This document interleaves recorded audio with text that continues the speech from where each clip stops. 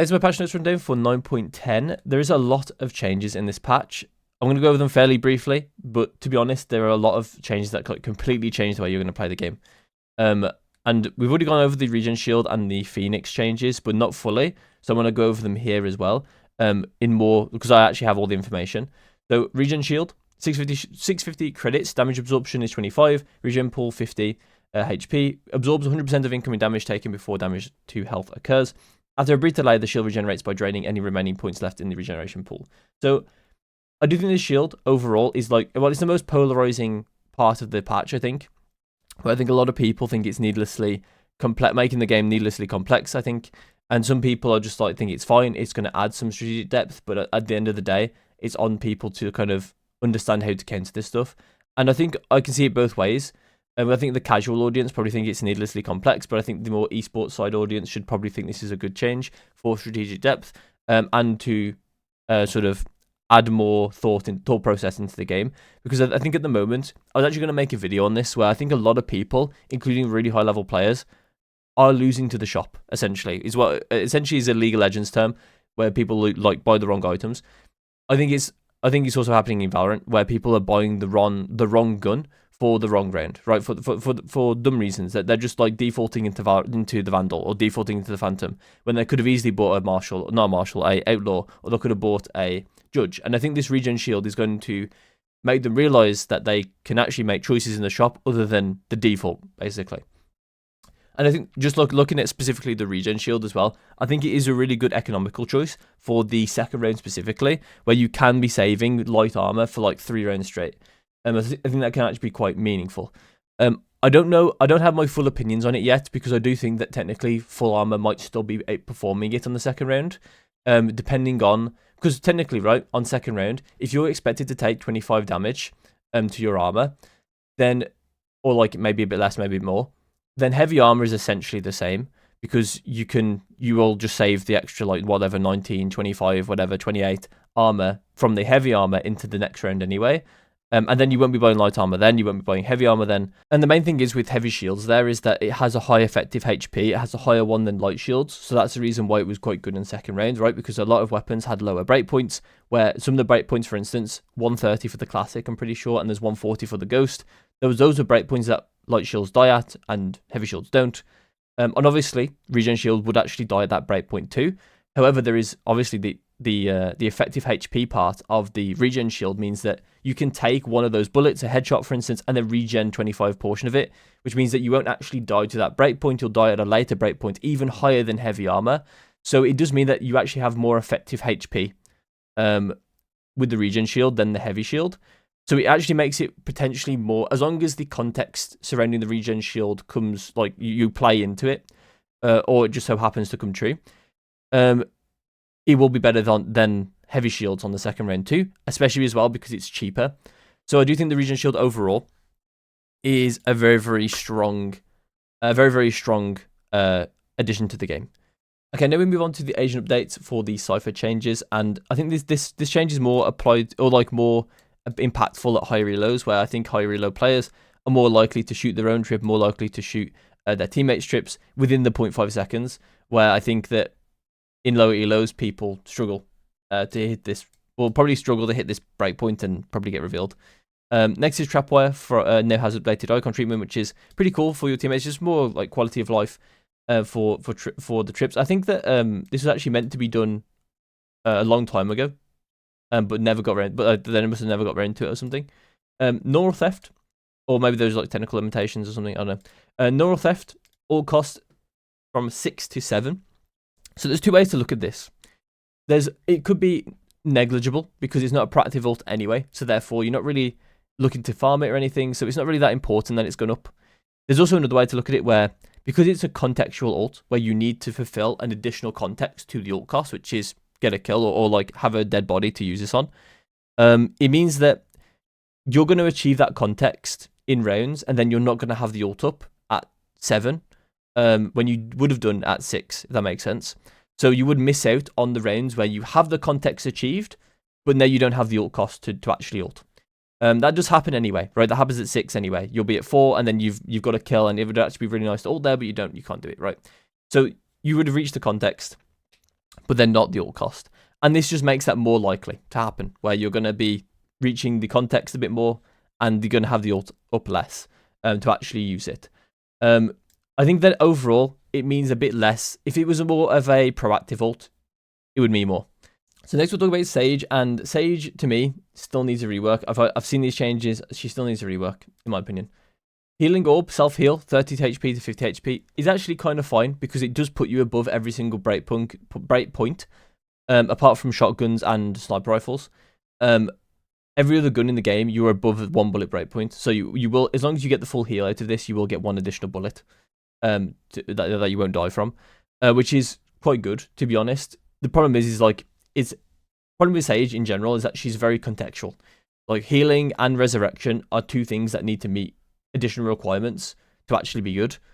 And Healing Orb is, yeah, unfortunately held back by that. So yeah, I do think this is a fine change, but I don't particularly think it's going to bring her back in any way. Slowing Orb will now additionally reduce the dash speed of enemies caught inside the slowing zone by 50%, similar to the concuss changes, which we'll go over very soon.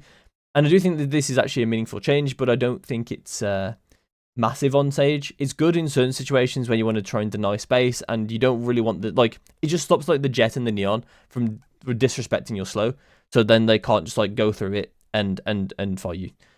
So it's fine, but I think that it means more for the concusses. Resurrection, very similar to Neural Theft, just opposite way around, where now it's going to be more likely you have the ult available when you've actually met the context, essentially. It would probably be more meaningful if it was a more proactive ult, but yeah, it's actually fine, but it doesn't mean a whole lot because you can't be proactive with this ult. Deadlock's ultimate will now always kill the target when the timer expires. That's pretty good. Previously captured target. Okay, that's fine. Deadlock's visuals for health on the Annihilation, Cocoon, and Barrier Mesh have been updated. I did actually see it like adds like pink to it on the edges. It looks pretty cool. Omen has been a mainstay controller. Okay, so this is probably the biggest Omen nerf that has ever existed. The dark cover will now always fall to level geometry where players can stand, similar to other spherical smokes like Brimstone, Sky Smoke, and Cloves Ruse. So yeah, it basically means that you're going to lose a lot of the one-ways. There are still some one-ways that you will be able to use, like the one on a Sentai main. It is completely fine, because people can stand on that geometry. But there are going to be plenty of other one-ways, like ones within like the door on the Sent. You can't do. There's going to be someone bind you can't do. Not bind. Split you can't do. In general, there are going to be quite a lot gone from these one-ways. I think for the most part, the ones on Sunset are intact though.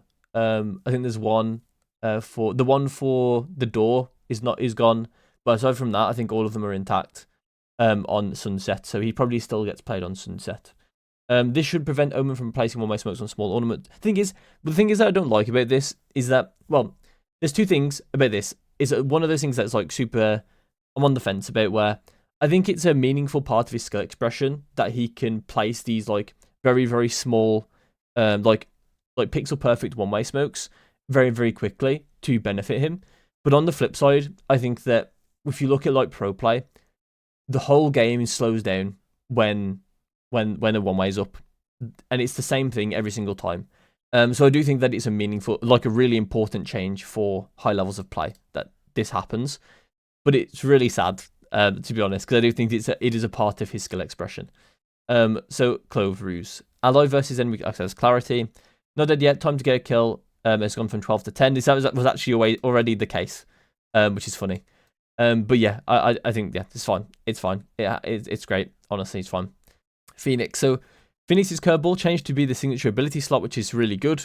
I've already talked about this on the previous video about this. Grants a free charge on the round start, like every other signature ability. 2 kill reset to generate additional charge, like every other signature ability for duelists.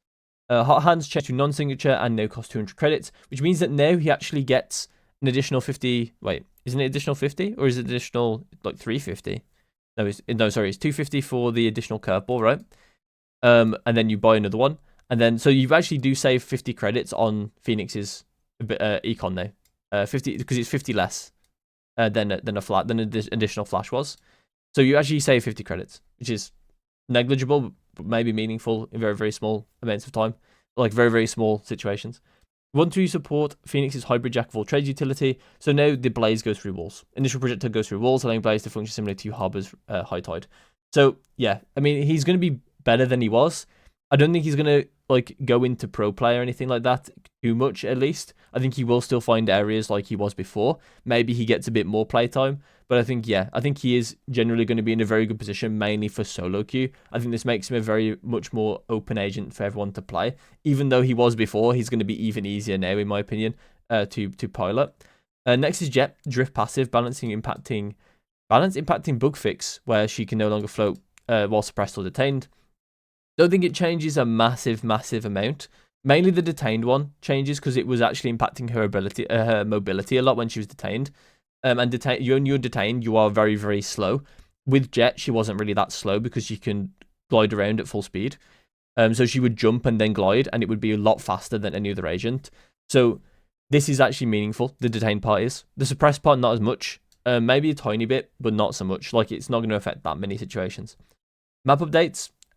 Global lighting for sunset. I did actually release a short yesterday on a new light they added, which is you're able to get on top of it with Omen and Raze, and you have like a dumb advantage, basically a really dumb angle. So they're going to hopefully change that very, very soon. Hopefully in a hotfix, but we'll see. And gameplay system update. So this is pretty massive. So you're actually about to see like all this sort of stuff. Your utility uses statistics now appear once the round has resolved rather than immediately upon death.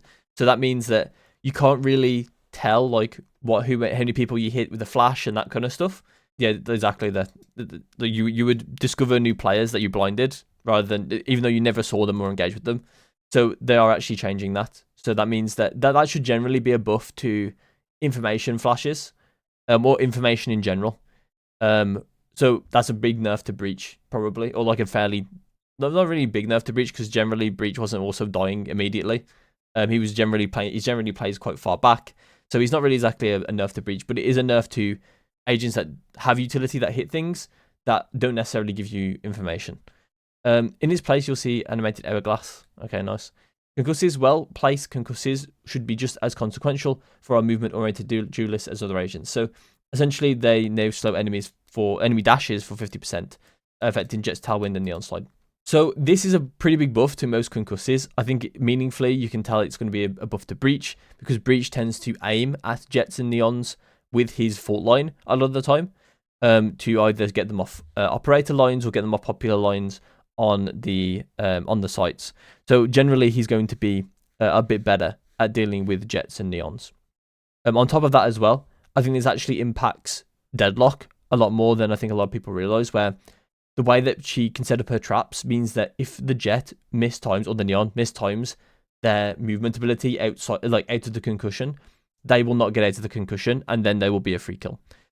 So I do think that Deadlock actually benefits a lot from this as well.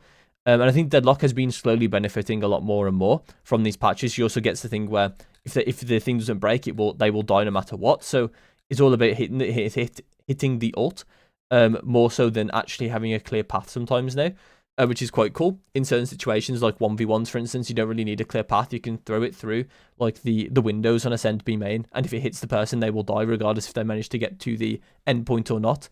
So that's actually a nice potential buff for Deadlock. It's very, very minor, but overall she's benefiting patch by patch, and I think that these could all add up. So there's a lot of things with weapon updates here.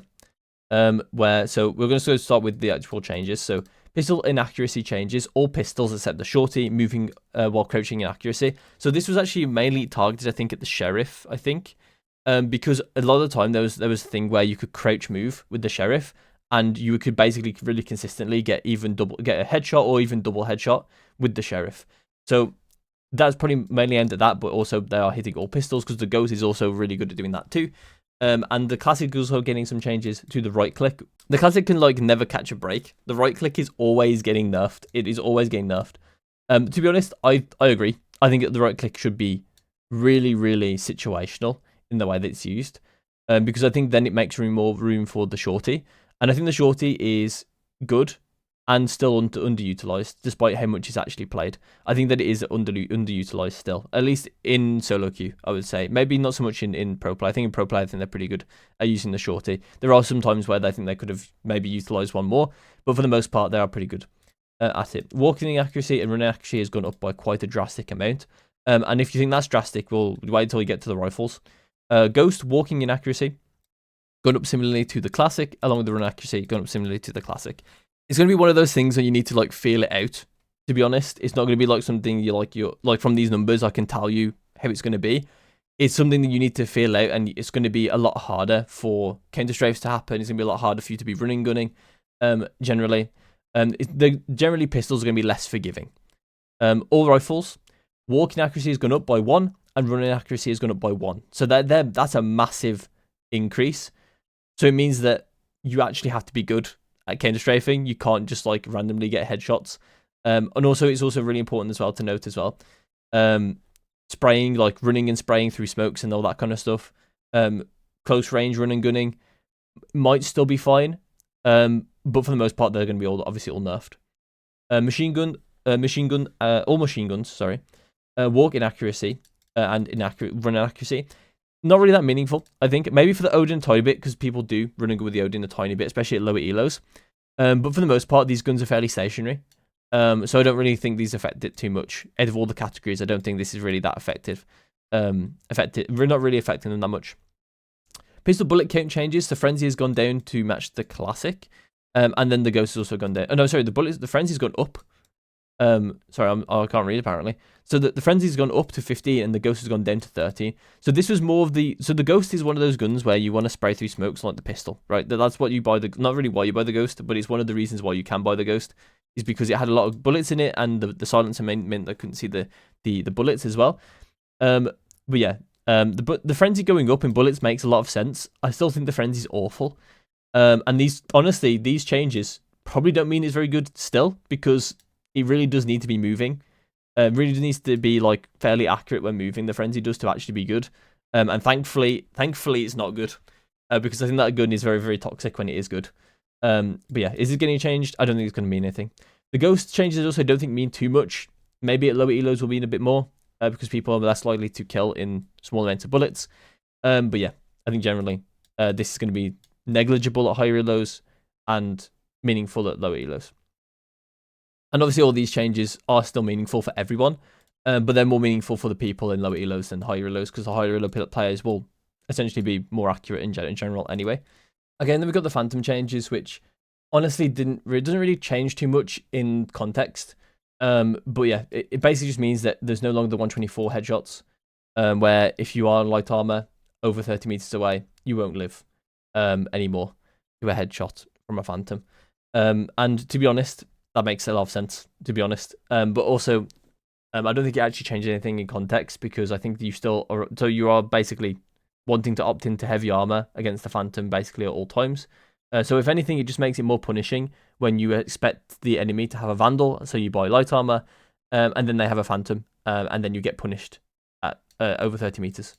That is literally what the change is, I think. It's just to make it more punishing if you made the wrong choice. Which is actually quite good. I think that needs to happen more in the shop. I think a lot of people need to be punished for buying the wrong gun or buying the wrong armor. And I think the regen shield, I think this Phantom change, I think there's some other changes do actually do that. And I was going to make a video about it, and I probably will still make a video about how to make the right choices when you're buying stuff.